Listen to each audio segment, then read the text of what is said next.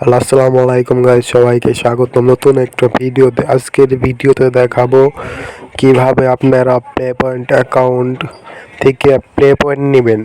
তার জন্য প্রোফাইলে ক্লিক করবেন, তারপরে যাবেন পার্ক অপশনে।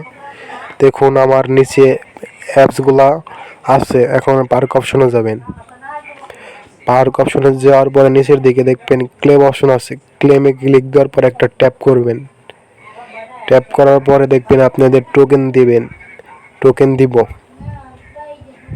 আর নিচের অ্যাপগুলো ইনস্টল করবেন। দেখবেন আপনাদের পয়েন্ট অ্যাড হয়ে যাবে, সাথে সাথে অ্যাড হয়ে যাবে।